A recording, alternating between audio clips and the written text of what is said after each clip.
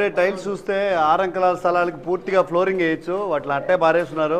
5-6 రోజులు ప్రభుత్వం స్పందించకపోతే, అదే కలెక్టర్లు అధికారులు స్పందించకపోతే జనసేన పార్టీ తరపున ఈ టైల్స్ అన్ని కూడా 6 అంకణాల స్థలాలకు వేసేదానికి సిద్ధంగా ఉన్నాం. పైదాకా పోయిస్తాను.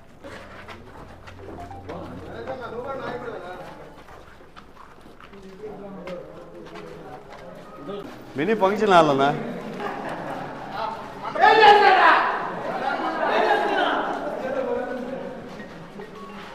ఇదొక మినీ ఫంక్షన్ హాల్.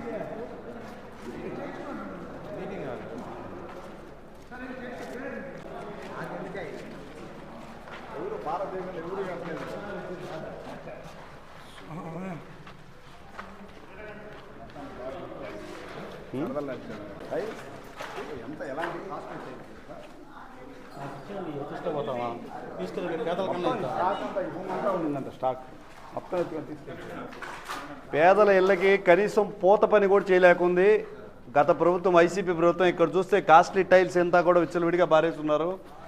దీని సౌకర్యంలో కనీసం కొంతైనా పేదల పట్ల చూపించుంటే కొంత విచక్షణ కలిగి ఉండేవాళ్ళేమో ప్రజలు. నీచమైన ప్రభుత్వం సొంత ప్రయోజనాల కోసం కోట్ల రూపాయలు ఖర్చు పెట్టి అప్పనంగా దొరికిన స్థలాల్లో దుర్మార్గంగా నిర్మితమైన ఈ స్థలాలన్నింటినీ కూడా ప్రభుత్వ పరం చేయాలని మేము జనసేన పార్టీ తరఫున డిమాండ్ చేస్తున్నాం.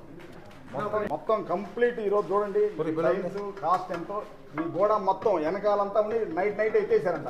వైసీపీ భవనాలను వెంటనే ప్రభుత్వానికి అప్పగించాలి. జిందాబాద్ జనసేన పార్టీ, జిందాబాద్ జనసేన పార్టీ. వైసీపీ భవనాలను వెంటనే ప్రభుత్వానికి అప్పగించాలి. వైసీపీ భవనాలను వెంటనే ప్రభుత్వానికి అప్పగించాలి. వైసీపీ భవనాలను వెంటనే ప్రభుత్వానికి అప్పగించాలి. అందరికీ నమస్కారం. ఆడిందే ఆట పాడిందే పాటగా సాగింది వైఎస్ఆర్సీపీ ప్రభుత్వ విధానం.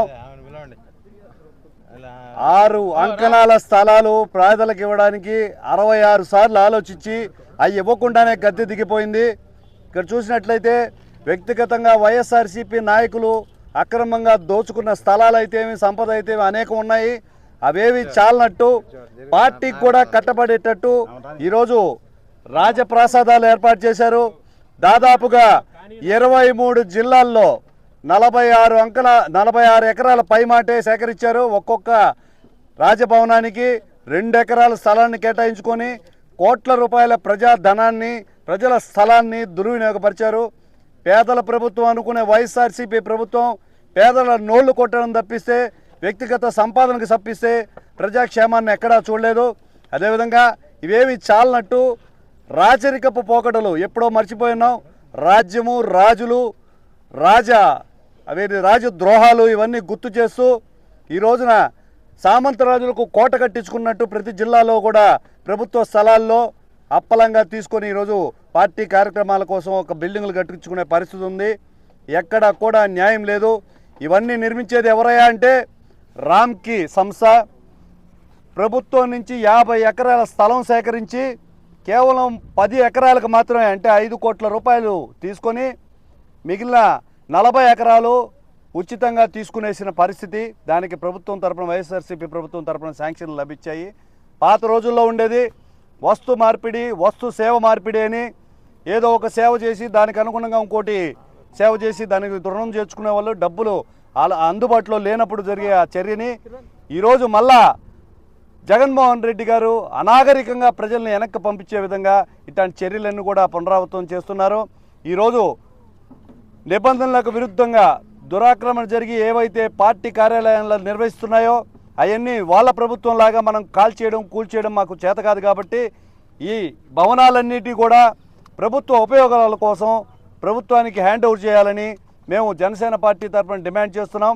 అంతేకాకుండా నిబంధనలు అతిక్రమించి అనుమతులు ఇచ్చిన ప్రభుత్వ అధికారులందరికీ కూడా కనువిప్పు జరిగేలాగా ఆ రోజు ఉన్న అధికారులు ఎవరైతే ఉన్నారో వాళ్ళందరి మీద కూడా శిక్షలు అమలు చేయాలి. రాబోయే రోజుల్లో ప్రజా ధనాన్ని కానీ, ప్రజా ఆస్తుల్ని కానీ తాకాలంటే భయపడే విధంగా చట్టాలు రూపొందించాలని ఈరోజు తెలియజేస్తున్నాం. ఈరోజు ఈ భవనాన్ని చూస్తుంటే కింద పిల్లర్ల కాడి నుంచి పైన హంగామా దాకా ఎక్కడ కూడా తగ్గలేదు. కోట్ల రూపాయల నిర్మాణం చేశారు. పక్కనే ఉన్న టిక్కో ఇళ్ళను చూసినట్లయితే 6 అంకణాల్లో పిల్లర్లు కూడా లేవు, పైన రోడ్డు మీద వేస్తున్నారు. ఏదో బయట బంకులకు కూడా కనీసం ఇనప కమ్ములు, కింద పిల్లర్లు ఉండే పరిస్థితి. 6 అంకణాల స్థలం గట్టిగా తుఫాన్ వస్తే ఇల్లు ఎగిరిపోయే పరిస్థితి ఉంది. కేవలం వీర దుర్మార్గం వల్లనే వైఎస్ఆర్సీపీ పార్టీ పతనమైంది. ప్రజలందరూ కూడా గుర్తెరిగి పనికిరాని ప్రభుత్వాన్ని ఇంటికి పంపించారు. అయిపోయింది. ఈ కోట్ల రూపాయల ప్రజాధనానికి నష్టం వాటిల్లకుండా అన్నీ ఉపయోగపడే విధంగా ప్రభుత్వం చర్యలు తీసుకోవాలని కలెక్టర్ గారిని జనసేన పార్టీ తరఫున జనసేన నాయకులతో కలిసి కలవనున్నాం.